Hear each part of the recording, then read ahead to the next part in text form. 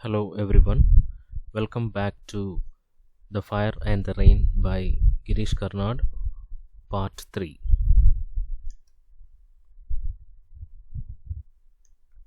In the last class, I have told you that the drama consists of 5 parts. 1 is Prologue, 2 Act 1, 3 Act 2, 4 Act 3 and 5 Epilogue. Until now, we have discussed the source story of the drama, then the prologue of the drama in the last class. Now let us have a quick recap of the prologue that I have discussed in the last class.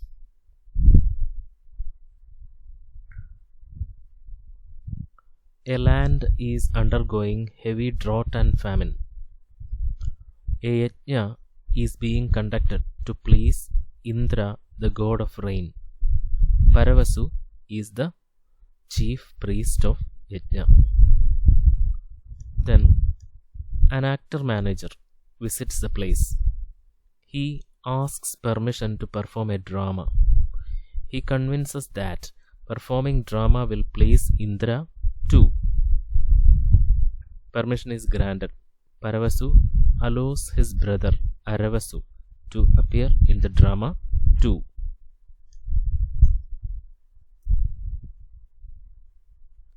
At that period, acting was considered as a profession of people of low castes. Aravasu says he wanted to act because he was a criminal who killed his father. Aravasu calls Nittilai to come and see the drama. Nittilai is a tribal girl whom Aravasu loves. So that was where the prologue stopped, and now we are moving on to the summary of Act 1. We won't be able to complete the Act 1 in this class itself. We will be completing it in separate parts. The first act begins showing the relationship between Nittilai and Aravasu. Aravasu and Nittilai are in love with each other.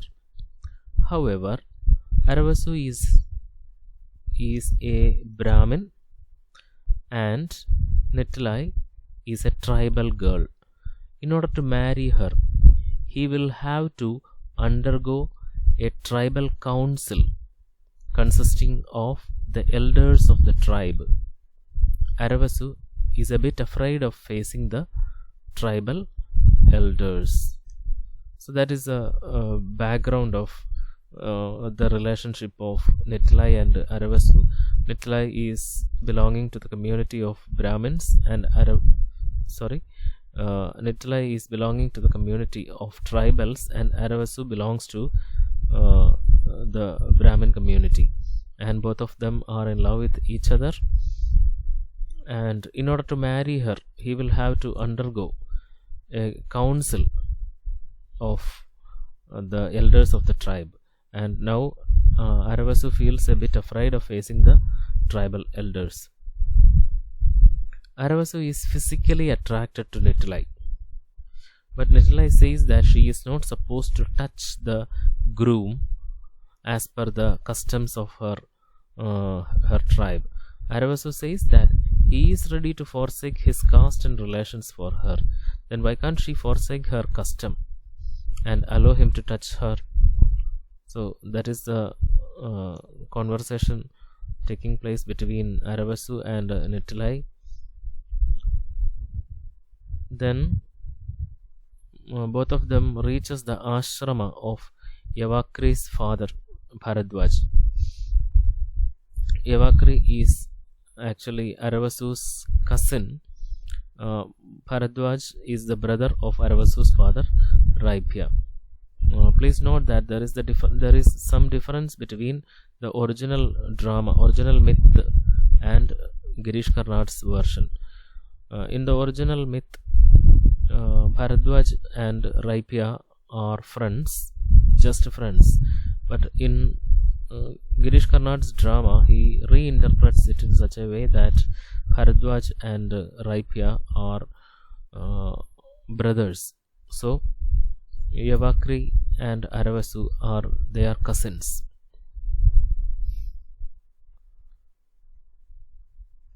At the gate of ashram, they see Anthak, who is a blind man belonging to Shudra caste.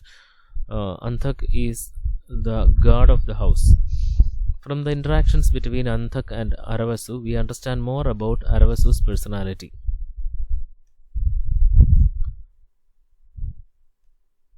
Aravasu feels that he is not learned like his brother Paravasu or like his father Raipya. He is not capable of conducting yajnas. His only wish in his life is to act and dance. His father Raipya ignores him. Paravasu's wife Vishakha also lives in a fanciful world. He feels attached only to his brother Paravasu, who cared for him. Aravasu decides to talk to his brother about his relationship with Nittilai. He has not told his brother yet because Paravasu was busily engaged in the sacrifice. So Aravasu feels that he is not good enough like his brother Paravasu and like his father Raipya. Both of them were very learned men. But Aravasu feels that he is not as learned as them. His interests are in drama and dance. And Aravasu feels ignored by everyone. Ignored by his father, who ignores him, and his sister-in-law Vishakha, that is Paravasu's wife, also lives in a fanciful world. So he is only attached to his brother Paravasu, who take care of him. So finally Aravasu decides that he will be talking about his affair with Nittilai to Paravasu, so that Aravasu will help to get him married to the girl. Anthak knows all about Aravasu's affair with Nittilai. Anthak says that Paravasu would surely know about his meeting with Nittilai's elders. Aravasu, who is afraid of meeting the elders, exclaims why the meeting of the elders has been convened in a hurry. To this question, Nittilai replies that higher caste men are glad enough to bed our men. Higher caste men are glad enough to bed our women, but not to wed them.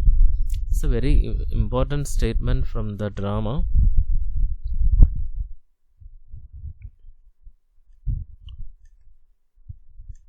Because this shows the social system existed then. Though higher caste people considered the tribals as untouchables, it did not prevent them from sleeping with the tribal women. So we will stop there, and I have already told that in the original myth from Mahabharata, Bharadwaj and Raipya are shown as friends. However, Girish Karnad reinterprets them as brothers. Thus, Bharadwaj's son Yavakri and Raipya's sons Paravasu and Aravasu are cousins. So you may find it a bit difficult because the drama is extracted from Mahabharata, and the names are unfamiliar to you. So you should read it over and over again to understand the drama. First of all, I suggest you to go through the myth once again, the source of fire and rain in the previous class, because only if you know the connection between the original myth from which this drama is taken, then only you will be able to understand the drama in a proper way. So we will stop here. Thank you.